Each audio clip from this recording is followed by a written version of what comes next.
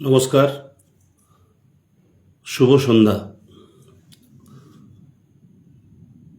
পশ্চিমবঙ্গ বিধানসভার যে সাধারণ নির্বাচন, সেই নির্বাচনের শেষ দফা অর্থাৎ দ্বিতীয় দফার যে নির্বাচন, সেই নির্বাচন সমাপ্ত হয়েছে এবং এই সদ্য সমাপ্ত নির্বাচনের পরবর্তী সময়ে আমার মুখ দিয়ে শুধু একটা কথাই বার হচ্ছে যে অবাধ এবং শান্তিপূর্ণ নির্বাচন সংগঠিত হয়েছে। যদিও মাননীয় মুখ্যমন্ত্রীর কথায় এই নির্বাচন তার মনোমতো হয়নি, পশ্চিমবঙ্গে যে ধরনের নির্বাচন হয়ে থাকে ঠিক সেরকম নির্বাচন হয়নি, যেটাকে উনি তথাকথিত গণতন্ত্রের উৎসব বলেছেন।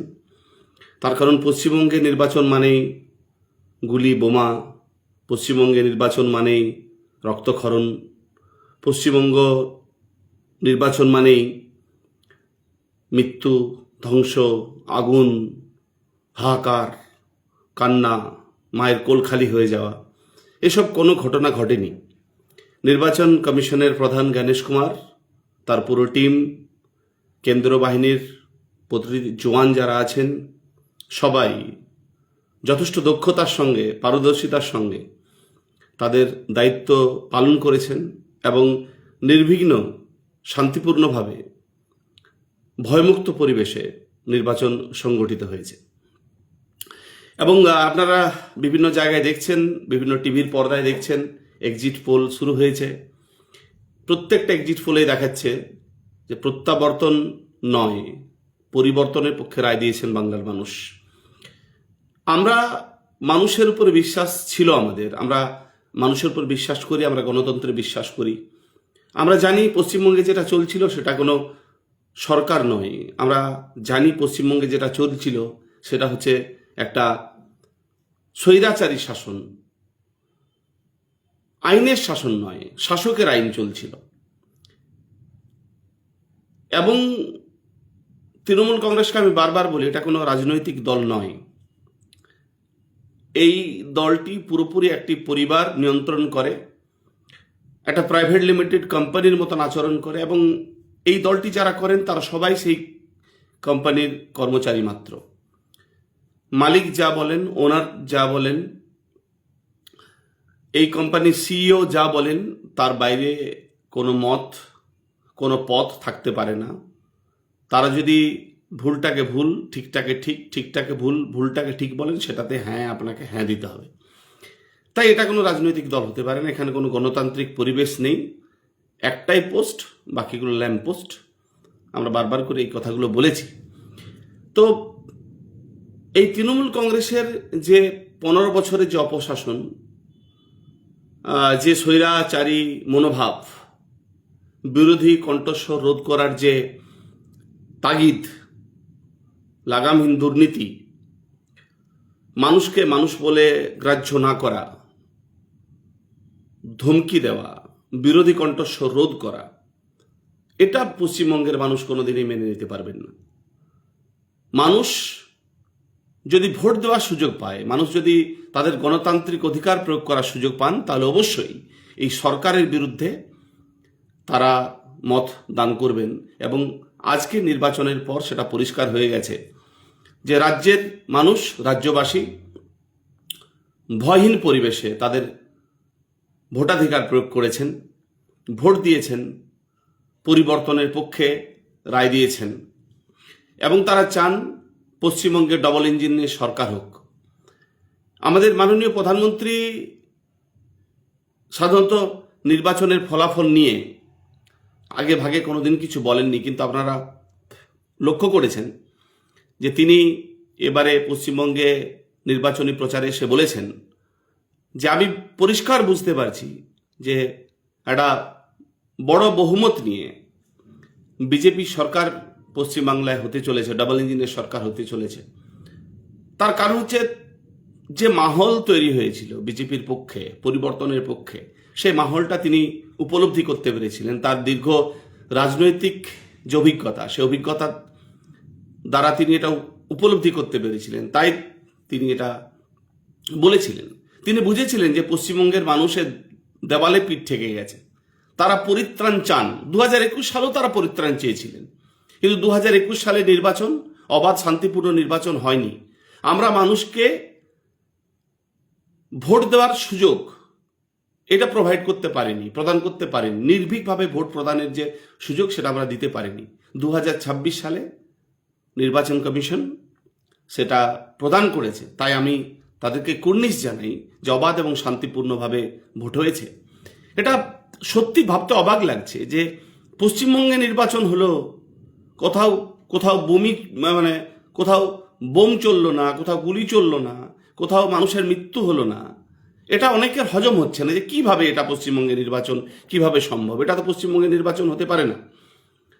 বিভিন্নভাবে তৃণমূল কংগ্রেসের যারা নেতৃত্ব ছিলেন, যারা বুথে কর্মী ছিলেন, তাদের প্রভুদের নির্দেশে বিভিন্ন রকমের কাজকর্ম করার চেষ্টা করেছিলেন, কিন্তু কেন্দ্রীয় বাহিনী সেটা রুখে দিয়েছে। আপনারা জানেন যে সোকল্ড পিসির ভাইপোর একটা মডেল আছে যেটাকে বলা ডায়মন্ড হারবার মডেল। সে ডায়মন্ড হারবার মডেল দিয়ে তিনি ভোট পরিচালনা করার চেষ্টা করেছিলেন, কিন্তু আবার বলছি কেন্দ্রীয় বাহিনী সেটা রুখে দিয়েছে। দিদির যারা পুষ্পা ছিল তারা রাস্তায় বার হতে পারেনি, তারা ঘর ঢুকে গেছিল। যত দিদির গুন্ডা ছিল, তৃণমূল কংগ্রেসের পোষা গুন্ডা ছিল, এই 142টি বিধানসভা কেন্দ্রে যারা ছড়িয়েছিল বিভিন্ন জায়গায়, যারা ধমক চমক দিত সাধারণ মানুষকে, কারো হাত কেটে নেব, কারো পা কেটে নেব, তার ঘর জ্বালিয়ে দেবো, তার মেয়েকে ধর্ষণ করে দেবো, এমনি বিভিন্ন রকম যে হুমকি দেয়, তার বাড়ি ভেঙে দেবো, এইসব হুমকি চুমকি দিয়ে যারা ভোট করতেন এতদিন, তাদেরকে নির্বাচন কমিশন আগেভাগেই তুলে নিয়েছিল। আপনি আজকে কোথাও দেখেছেন শেখ শাহজাহানকে আপনি দেখেছেন? আরে শাহজাহান, আকবর, জাহাঙ্গীর সব ঢুকে গেছে। জাহাঙ্গীর, ফাঙ্গি, শাহজাহান কাউকে দেখতে পাওয়া যায়নি, সব ঢুকে গেছে, সব টেবিলের তলায় ঢুকে গেছে, কেউ বিছানার নিচে ঢুকে গেছে। এটা সম্ভব হয়েছে শুধুমাত্র নির্বাচন কমিশন এবং কেন্দ্র বাহিনীর জন্য। আবার আমি বলছি, আমি কুর্নিশ জানাই ভারতবর্ষের স্বরাষ্ট্রমন্ত্রী অমিত শাহজিকে, যিনি বলেছিলেন এবং তিনি কথা রেখেছেন যে আপনারা নির্ভয়ে ভোট দিতে যান, আইন শৃঙ্খলা বজায় রাখার দায়িত্ব নির্বাচন কমিশন নেবে, কেন্দ্র বাহিনী নেবে, এবং আমরা সেটাই দেখলাম। কি সুন্দরভাবে ভোট হয়েছে, এত মানুষ ভোট দিয়েছেন। প্রথম দফা, দ্বিতীয় দফায় 90% উপরে পোল হয়েছে। এটাই পশ্চিমবঙ্গ। নির্বাচন কমিশন দেখিয়ে দিল পশ্চিমবাংলায় ভোট করতে হয় কেমন করে, কিভাবে করা সম্ভব। এবং আমরা যে দেখতে পাচ্ছি, বিভিন্ন জায়গায় কথা বলছি নেতৃত্বের সঙ্গে, বিভিন্ন ভোটারদের সঙ্গে, ভোট কর্মীদের সঙ্গে, তারা একটাই বলছেন, পরিবর্তন আসন্ন, পরিবর্তনের পক্ষে রায় দিয়েছে বাংলার মানুষ। মমতা বন্দ্যোপাধ্যায়ের বডি ল্যাঙ্গুয়েজ আমরা তো দেখছি এতদিন ধরে। মমতা বন্দ্যোপাধ্যায়ের বডি ল্যাঙ্গুয়েজ বলে দিচ্ছে তিনি বুঝে গেছেন যে পশ্চিমবঙ্গবাসী তাকে প্রত্যাখ্যান করেছেন।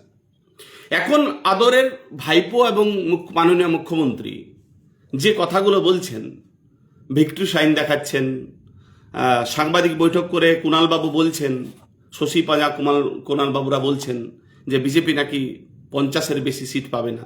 এই কথাগুলো তাদেরকে বলতে হবে। আমরা জানি এগুলো তাদের কম্পালশন আছে, কারণ এই কথাগুলো যদি তারা না বলেন তাহলে 4 মে ভোট যে কেন্দ্রে তৃণমূল কংগ্রেসের গণনার এজেন্ট কাউন্টিং এজেন্ট পাওয়া যাবে না। এই কথাগুলো যদি তারা না বলেন, দেখা যাবে কাউন্টিং হচ্ছে কিন্তু তৃণমূল কংগ্রেসের কোনো এজেন্ট সেখানে উপস্থিত নেই। আমরা চাই তৃণমূল কংগ্রেসের এজেন্টরা ভোট গ্রহণ কেন্দ্রে যান, নিজের হার যে পরাজয়, সে পরাজয়টা চোখের সামনে দেখুন। প্রথম দফায় তাদের অহংকার চূর্ণ হয়েছিল, দ্বিতীয় দফায় এটা পরিষ্কার হয়ে গেছে যে বাংলায় পরিবর্তন আসন্ন, বিজেপির সরকার আসছে। এবং বিজেপির যে সরকার আসুক এটা সবাই চাইছিলেন। শিক্ষিত বেকার যুবক থেকে শুরু করে মা বোনেরা চাইছিলেন, বৃদ্ধ বৃদ্ধা যারা আছেন, সিনিয়র সিটিজেন যারা আছেন তারা চাইছিলেন, সবাই চাইছিলেন। যারা প্রবাসী ভারতীয় তারা চাইছিলেন, যারা রাজ্যের বিভিন্ন প্রান্তে রুটি রুজির জন্য ছুটছেন তারা চাইছিলেন। আপনি ভাবতে পারছেন যে সারা বিশ্বের মানুষ দেখছে যে পশ্চিমবঙ্গ হচ্ছে ভারতবর্ষের একটি অঙ্গরাজ্য। সেই অঙ্গরাজ্যে সাধারণ নির্বাচন হচ্ছে এবং সেই নির্বাচনটা করানোর জন্য 2500 সেন্ট্রাল ফোর্স, পুলিশ কর্মী, সাজোয়া গাড়ি, মানে কি পরিবেশ পশ্চিমবঙ্গে রয়েছে। সামান্য একটা ভোট দান, সামান্য একটা ভোট হবে, বিধানসভার ভোট, সেই বিধানসভার ভোটে মানুষকে ভোটদান করার সুযোগ করে দেওয়ার জন্য কত কাঠখড় পোড়াতে হয়েছে নির্বাচন কমিশনকে, কেন্দ্র সরকারকে। এটা লজ্জার। এই এই এই কৃষ্টি সংস্কৃতি, এই রাজনৈতিক ঐতিহ্য পশ্চিমবঙ্গে নেই। আমরা যে পশ্চিমবঙ্গকে নিয়ে আমরা গর্ব করতাম, সেই পশ্চিমবঙ্গকে এই তৃণমূল কংগ্রেস গত 15 বছরে একদম ভেঙে চুরে নস্যাৎ করে দিয়েছে। আমরা পশ্চিমবঙ্গে সেই হিত গৌরব ফিরিয়ে নিয়ে আসব। আমরা টিভির পর্দায় দেখছি মাঝে মাঝে আদরের ভাইপো মঞ্চে দাঁড়িয়ে বলছেন, চৌঠা মেয়ের পর নাকি খুঁজে খুঁজে বার করবেন। আমি বলে রাখি অভিষেক বাবু, এই দেশটার নাম ভারতবর্ষ এবং এই দেশের প্রধানমন্ত্রী মাননীয় নরেন্দ্র দামোদর দাস মোদী এবং কেন্দ্রে বিজেপি সরকার চলছে। আমি আপনাকে বলে রাখি, যে কথাগুলো আপনি বলেছেন, যে কথাগুলো বলেছেন, মানুষকে ধমক চমক দিচ্ছেন, এই কথাগুলো বলার জন্য আপনাকে ফল ভোগ করতে হবে। আপনার পাপের ঘোড়া পূর্ণ হয়ে গেছে, আর আপনার ধমক চমকে পশ্চিমবঙ্গের মানুষ আর ভয় পায় না। এবং আপনার এই অহংকার, এই অহমিকা, এই ধমকি চমকির বিরুদ্ধে, এই দুর্নীতির বিরুদ্ধে রায় দিয়েছে পশ্চিমবঙ্গের মানুষ। আমি বারবার বলি না, আপনি যদি মাননীয়া মমতা বন্দ্যোপাধ্যায়ের ভাইপো না হতেন, তাহলে তৃণমূল কংগ্রেসের একটা ব্লক যুব সভাপতি হওয়ারও যোগ্যতা আপনার ছিল না। রাজনৈতিক যোগ্যতার কথা বলছি, পলিটিক্যাল যে কোয়ালিফিকেশন, সেই কথা বলছি, কোয়ালিটির কথা বলছি, ছিল না। আপনি মমতা বন্দ্যোপাধ্যায়ের ভাইপো, তাই তিনি সর্বভারতীয় তৃণমূল কংগ্রেসের আপনি সাধারণ সম্পাদক। যদিও সেই সর্বভারতীয় তকমা তৃণমূল কংগ্রেসের নেই, বর্তমানে তৃণমূল কংগ্রেস একটি আঞ্চলিক দল। তবু বলছি, আমরা বারবার যখন এক্সিট পোলটা দেখছি টিভির পর্দায়, বারবার একটা জিনিস মনে করছি, স্মৃতি তো সবসময় বেদনার কষ্টও দেয়।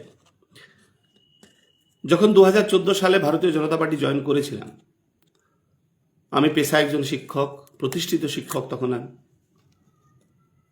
প্রচুর ছেলে মেয়ে পড়াচ্ছি।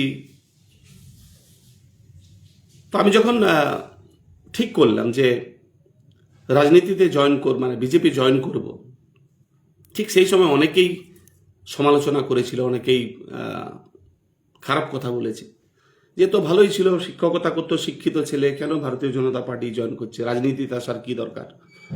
সত্যি বলি আপনাদেরকে, আমি আগেও বলেছি, এখনো বলছি, যে রাজনীতিতে এসেছিলাম এমএলএমপি হওয়ার জন্য নয়, নেতা হওয়ার জন্য নয়। চেয়েছিলাম এই যে সরকারটা চলছে পশ্চিমবঙ্গে, মামাটি মানুষের সরকার, এই সরকারটার বিরুদ্ধে লড়াই করবো এবং এই সরকারকে গণতান্ত্রিকভাবে পশ্চিমবঙ্গ থেকে তাড়াবো। কেন জানেন?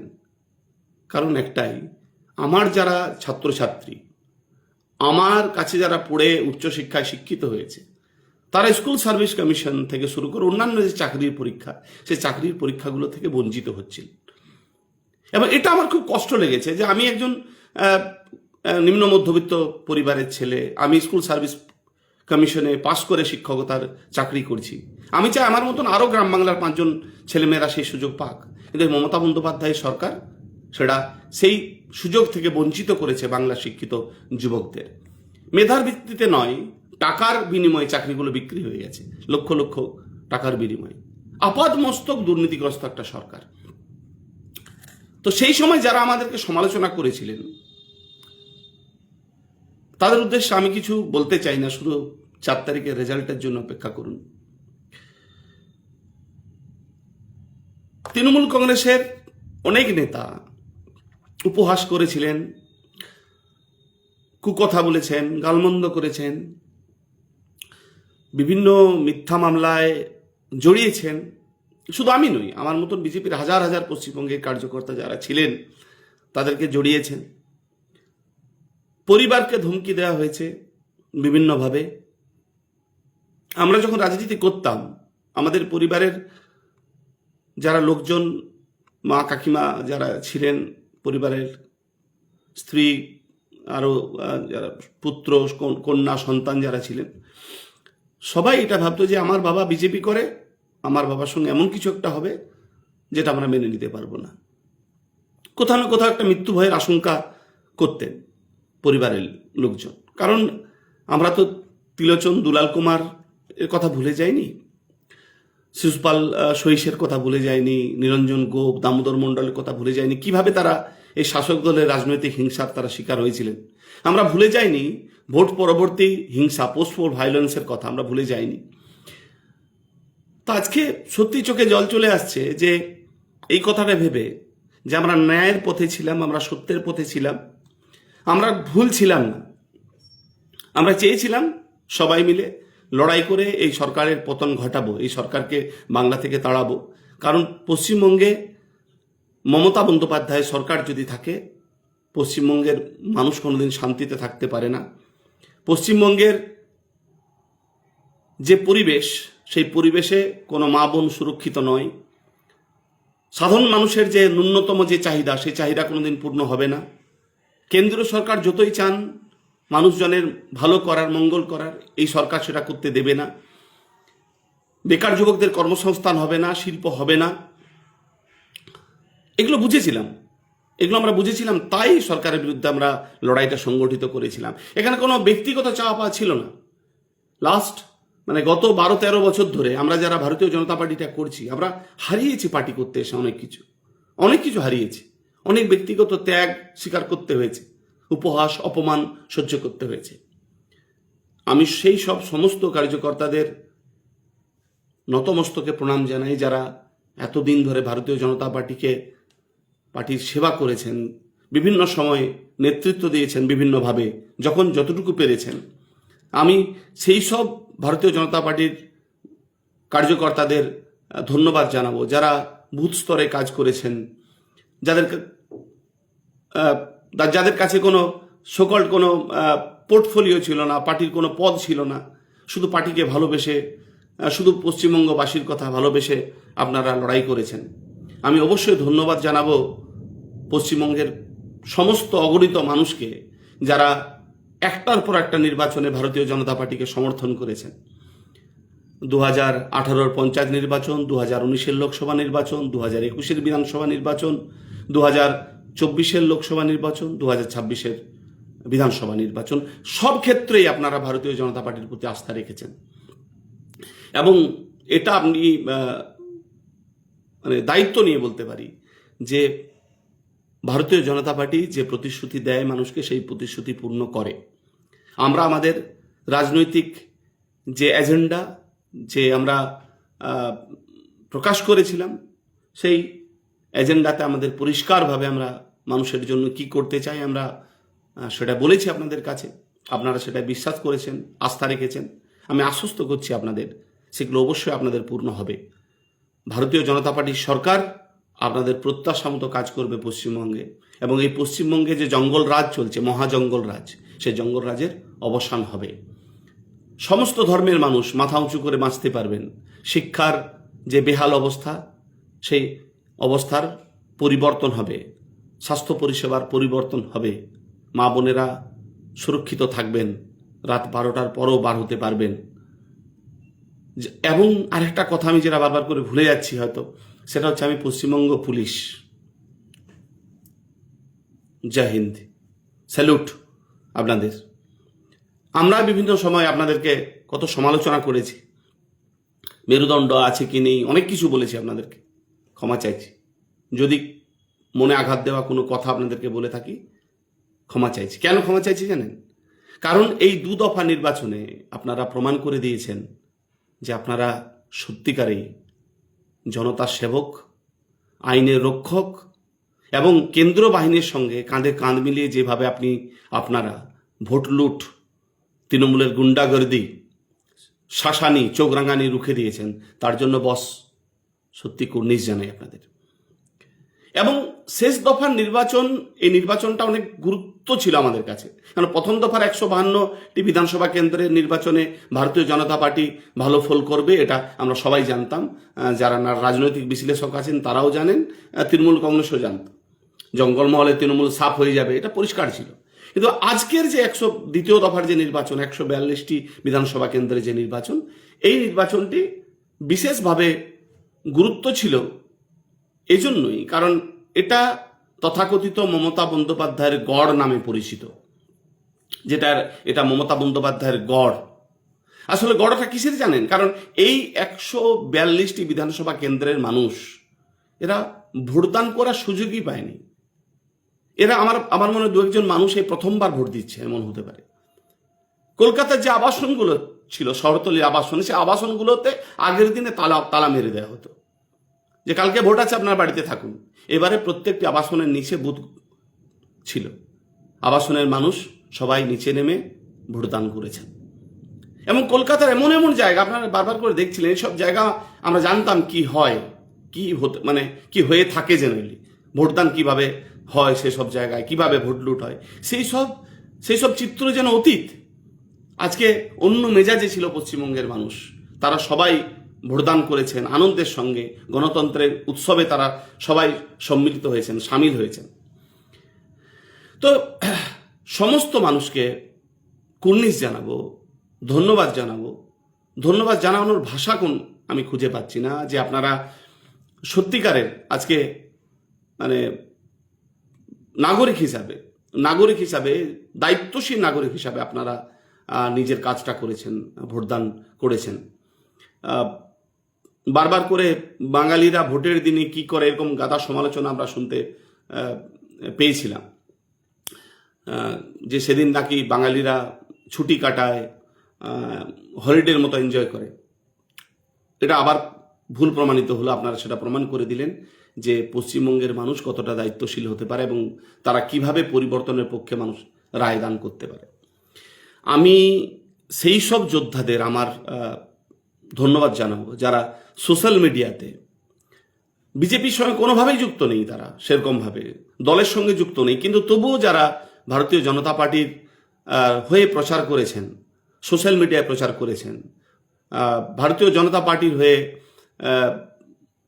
সোশ্যাল মিডিয়ায় ঝড় তুলেছেন, আমাদের বিভিন্ন প্রার্থীর সমর্থনে পোস্ট করেছেন, শাসক দলের দুর্নীতি তুলে ধরেছেন, কেন্দ্রীয় সরকারের বিভিন্ন প্রকল্পের কথা তুলে ধরেছেন মানুষের সামনে, যারা জনমত গঠন করার কারিগর সোশ্যাল মিডিয়ায়, সেই সমস্ত সোশ্যাল মিডিয়ার যারা ক্রিয়েটার আছেন, যারা ব্লগার আছেন, সবাইকে, ইউটিউবার আছেন, সবাইকে আমরা ধন্যবাদ জানাবো যে সত্যি আপনারা একটা বিশাল বড় ভূমিকা পালন করেছেন এই সরকারের বিরুদ্ধে জনমত গঠন করার ক্ষেত্রে এবং মানুষকে উদ্বুদ্ধ করার জন্য, ভোটদানের উদ্বুদ্ধ করার জন্য, এই শাসকের বিরুদ্ধে রুখে দাঁড়ানোর যে কণ্ঠস্বর, সেই কণ্ঠস্বরকে আপনারা সারা পশ্চিমবঙ্গে ছড়িয়ে দিয়েছেন। সঙ্গে সঙ্গে আমি অবশ্যই ধন্যবাদ জানাবো রাজ্যের বিরোধী দল নেতা শুভেন্দু অধিকারী মহাশয়কে। তিনি দেখিয়ে দিয়েছেন কিভাবে ভবানীপুরে চোখে চোখ রেখে লড়াই করা যায়, কিভাবে ভবানীপুরে মমতা বন্দ্যোপাধ্যায়ের গড়ে গিয়ে তার মুখের গ্রাস কেড়ে নেওয়া যায়, এটা শুভেন্দু অধিকারী দেখিয়েছেন। 2021-এর বিধানসভা নির্বাচনের পর থেকে 2026-এর বিধানসভা নির্বাচন শেষ হওয়ার এই যে 5টা বছরের বেশি সময় ধরে শুভেন্দু অধিকারী মহাশয়ের যে ভূমিকা, সেই ভূমিকা প্রশংসনীয়, শিক্ষণীয়, অনুকরণীয়।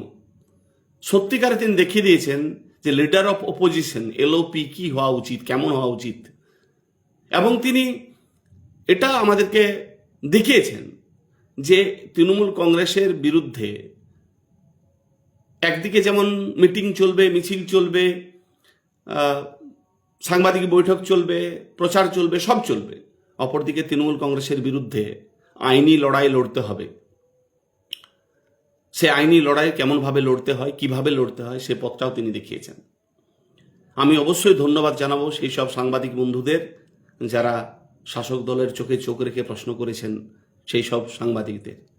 আমি ধন্যবাদ জানাবো যারা দীর্ঘদিন ধরে এই সরকারের বঞ্চনার শিকার হয়েছেন, সিভিক পুলিশ, প্যারা টিচার, বিভিন্ন কন্ট্রাকচুয়াল টিচার, কন্ট্রাকচুয়াল বিভিন্ন কাজের সঙ্গে, রাজ্য সরকারের বিভিন্ন কাজের সঙ্গে যারা যুক্ত আছেন, শিক্ষক, শিক্ষিকা, সবাইকে আমি কুর্নিশ জানাবো। আমি কুর্নিশ জানাবো এই নির্বাচনের সঙ্গে, ভোটদানের সঙ্গে যারা যুক্ত ছিলেন, সমস্ত ভোটকর্মী, তারা দায়িত্বের সঙ্গে কাজটা করেছেন, নিষ্ঠার সঙ্গে কাজটা করেছেন।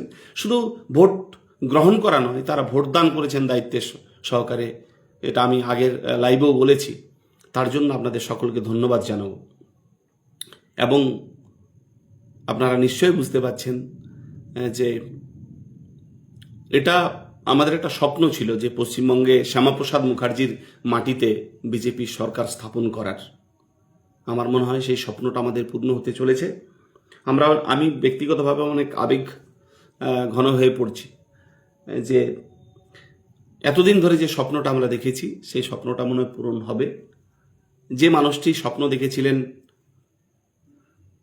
একটি পশ্চিমবঙ্গের, সেই স্বপ্নটা পূর্ণ হতে চলেছে। আমরা সবাই মিলে তার স্বপ্ন পূর্ণ করব। আমরা সমস্ত পশ্চিমবঙ্গবাসীর আশা আকাঙ্ক্ষা যেটা আছে সেটা পূর্ণ করব। সবাই মিলে আমরা নতুন পশ্চিমবঙ্গ গড়ব। আমরা পশ্চিমবঙ্গের হিতগৌরব ফিরিয়ে নিয়ে আসব। এই কথাগুলো বলেই আমার লাইভটা শেষ করছি। যারা লাইভটা দেখছেন, আমার অনুরোধ থাকবে একটু লাইভটা শেয়ার করবেন, পাশে থাকুন। যেমনভাবে আপনাদের ভালোবাসা, আপনাদের আন্তরিকতা, আশীর্বাদ সবসময় আমি পেয়েছি, ঠিক এমনিভাবেই পাশে থাকুন। সত্যি আনন্দের সঙ্গে বলছি, পাল্টানো দরকার, চাই বিজেপি সরকার। এটা আপনারা আজ দেখিয়ে দিয়েছেন। শুভরাত্রি।